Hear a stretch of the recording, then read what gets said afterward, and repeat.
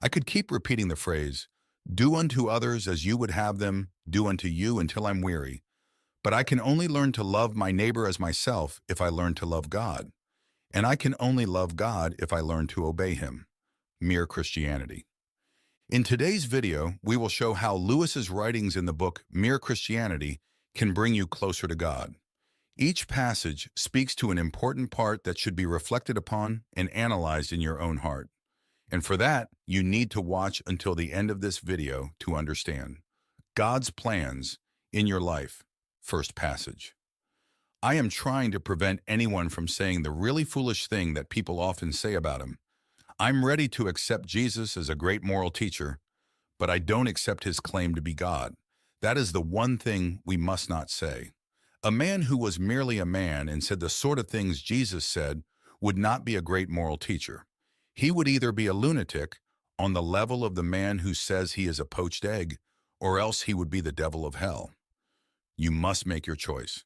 Either this man was and is the Son of God, or else a madman or something worse. You can shut him up for a fool, you can spit at him and kill him as a demon, or you can fall at his feet and call him Lord and God. But let us not come with any patronizing nonsense about him being a great human teacher. He hasn't left that open to us. He did not intend to. In Matthew 16:15-17, when Jesus asked his disciples, "Who do you say that I am?" Simon Peter answered, "You are the Christ, the Son of the living God." Jesus praised Peter's response, indicating that it was revealed by God and true. Jesus leaves no room for a middle ground. If he is not who he says he is, then his words cannot be merely seen as good moral advice, but rather as those of someone out of touch with reality or even malevolent. Thus, the choice we face is to accept Jesus as Lord and God, reject him as a madman or a diabolical figure, or attempt to fit him into a category he himself does not allow, like merely a human moral teacher. Lewis challenges us to make this conscious and clear choice. So, what is your choice? If you have any doubts in your heart, this is the time to reflect. There can be no middle ground. Is Jesus, in your opinion, your Lord and God? Reflect. Second passage. Imagine yourself as a living house. God comes in to rebuild that house. At first, you might understand what he is doing. He's fixing the plumbing and stopping leaks in the roof, and so on. You knew these jobs needed to be done, and so you are not surprised. But soon, he starts knocking the house down in a way that hurts terribly and does not seem to make sense. What on earth is he doing? The explanation is that he is building a completely different house from the one you thought, adding a new wing here, putting an extra floor there, raising towers, making courtyards. You thought you were being made into a decent little house, but he is building a palace. He intends to come and live in it. Before we start the explanation, please leave a like and subscribe if you find it necessary, and share it with someone who needs this type of content. At first, we might understand some changes God makes, such as fixing obvious problems. But then God starts making deeper and more painful changes, which we cannot understand. It seems like he is destroying our house instead of fixing it. But the truth is that God has a greater plan for us. He is not just fixing an old house, he is building a palace. He wants to transform our lives into something far grander than we can imagine. Sometimes the changes he makes can be difficult to accept, but it's because he is taking us to a better place, a place where he himself wants to dwell. The idea is that God is not just fixing our superficial problems. He is transforming us into something truly glorious, something that reflects his own greatness. As we know, God made man in his own image and likeness in the beginning. However, when we went to earth, there are so many things that influence humans, it's amazing how we haven't been extinct by our own greed and selfishness. But we Christians are still his hope, for God is connected to us like to no other. One way or another, his love reaches us, whether in good times or bad. When we seek him and do his will, he will consequently intervene, fix what needs to be fixed, and then transform what was beautiful into something magnificent. Are you ready to change your entire life for God? This is perhaps the most important decision anyone can make, but also the hardest to maintain. We think it's just about handing it over to him and he will take care of the rest. But what if we don't take care of our character and maintain our faith? What happens? I'll ask again, are you ready to change your entire life for God? Let me know in the comments. Third passage. To be a Christian means to forgive the unforgivable because God has forgiven the unforgivable in you. Being a Christian is more than just believing in God. It's living according to the example He set for us. When God forgives us, He grants us a pardon we don't deserve. He shows us compassion and love despite our failures and mistakes. This means following that divine example. It means forgiving others, even when it seems impossible. It's about extending grace and mercy to those who have hurt us, just as God did for us.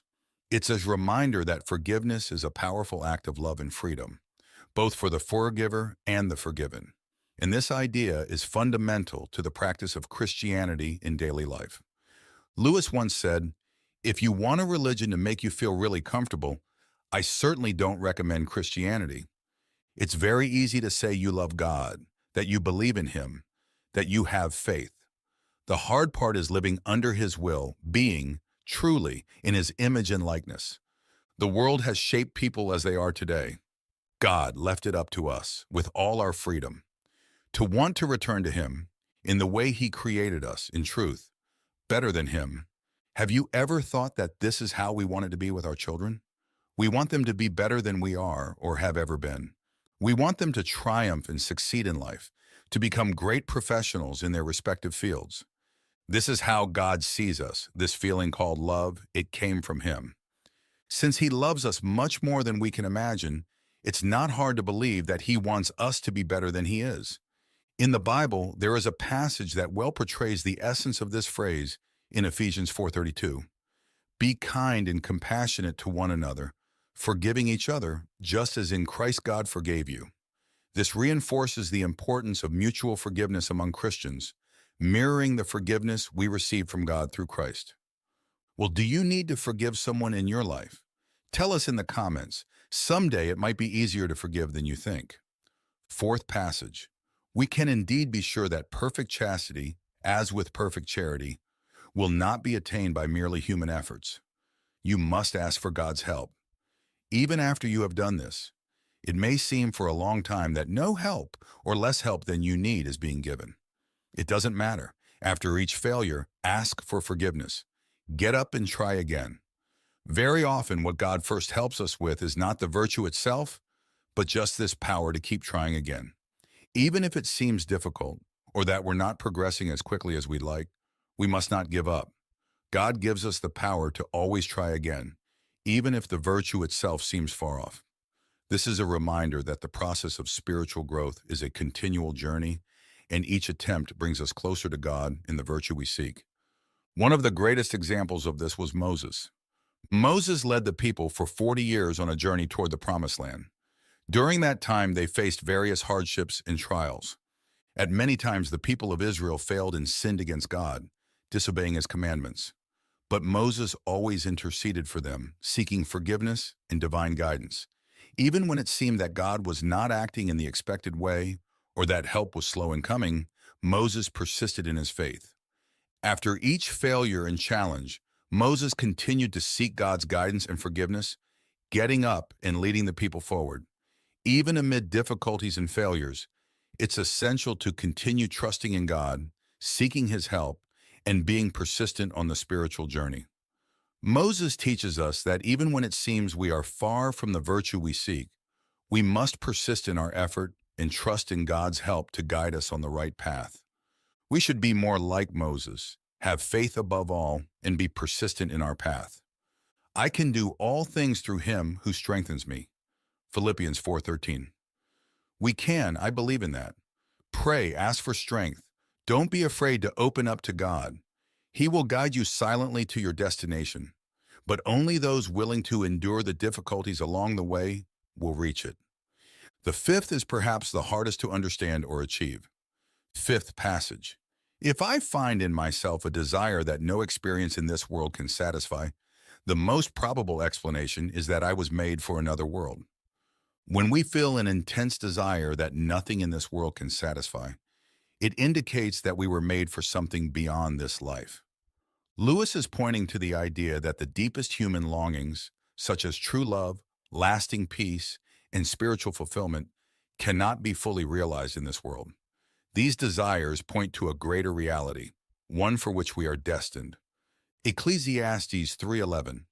He has made everything beautiful in its time. He has also set eternity in the human heart. Yet no one can fathom what God has done from beginning to end. Complements the idea that he is suggesting our soul yearns for something transcendent and eternal. It's a message that resonates with many, especially in moments of questioning and searching for a deeper purpose in life. Perhaps you have realized that your purpose on earth might be to help others become like you. By reaching this level of spirituality, we can finally cease to be slaves to worldly desires, and when our time comes, we will depart in peace. But if you stop to think about it, this is something so rare nowadays. Because to reach this point of spiritual satisfaction, one must have dedicated a lot to the satiation of their spirituality. A person has to immerse themselves in the teachings of Christ and drink every drop. It is indeed very difficult. Do you have the desire to feel so content with your walk with God that you reach this point? Reflect deeply. We are merely flesh. Our soul will live forever. It needs attention. If needed, watch again. It will always be here for your studies. Thank you for watching this far.